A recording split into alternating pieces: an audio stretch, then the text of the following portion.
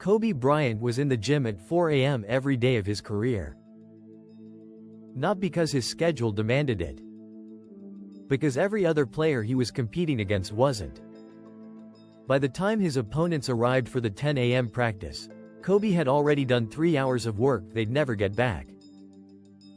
This is what the Mamba mentality actually means, and it's not what most people think. The Mamba mentality gets misquoted constantly. People reduce it to work harder, but Kobe himself said the mentality wasn't about hours. It was about intention. It was about refusing to let a single repetition, a single conversation, a single moment in competition happen without getting something from it. Here's the actual system. Kobe studied the game the way academics study texts. He watched hours of film not to learn plays but to understand tendencies, the specific muscle memory patterns defenders fell into, the visual cues that telegraphed a player's next move, the predictable moments of inattention. He described this as reading the defense like a paragraph. Most people in any field do enough preparation to perform. Kobe did enough preparation to predict. In prediction, not reaction, is where dominance lives. The transfer to your own work. If you study your craft at the level where you can predict what's about to happen before it does, you're operating at a fundamentally different level. Not faster, ahead. That requires obsession. Not burnout-inducing grind, but genuine fascination with the details that others find boring. Kobe didn't just practice skills. He practiced mastery of the mundane. He'd spend an entire workout session on one move, the same footwork sequence, hundreds of times, until it wasn't a decision anymore. Until the body executed it without the brain's involvement. This is what Kobe called becoming automated. When pressure rises, conscious thought slows.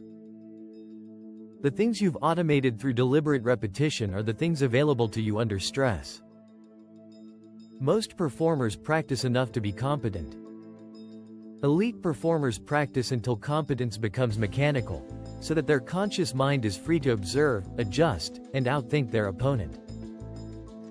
Ask yourself, what's the one skill in your field that, if it were automated, would free your attention for higher-order decisions?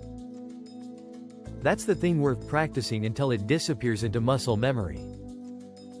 Kobe shot 6 for 24 in Game 7 of the 2010 NBA Finals. The Lakers won anyway. In the post-game interview, he was asked how he dealt with the missed shots. He said, "I have a short memory, this isn't indifference. It's calibrated emotional regulation. Carrying the weight of the previous possession into the next one is a performance tax. The missed shot that lives in your head occupies cognitive space that belongs to the next play." Elite performers are elite partly because they clear the ledger faster. The mechanism: a deliberate reset cue. Kobe used a physical gesture, a slight head nod, that functioned as a neurological comma. Mistake acknowledged, processed in the moment, then gone. Design your reset ritual. It can be a breath, a word, a physical movement. Something that signals to your nervous system, that's in the past, this is now. The more consistently you use it, the more automatic it becomes. After losses, Kobe watched the game film alone before any team session.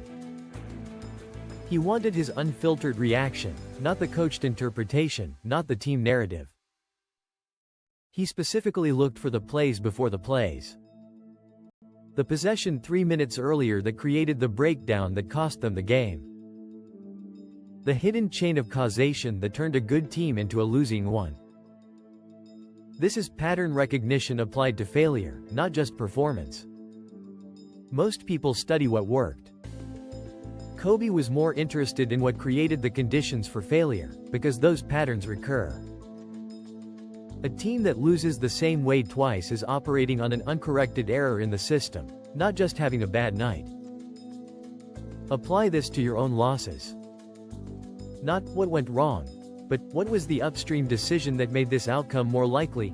The answer is almost always farther back than you first look.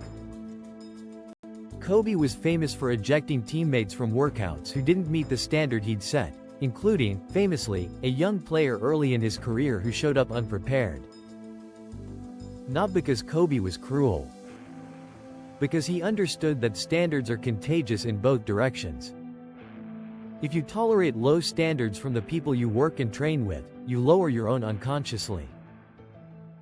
The environment shapes the performer.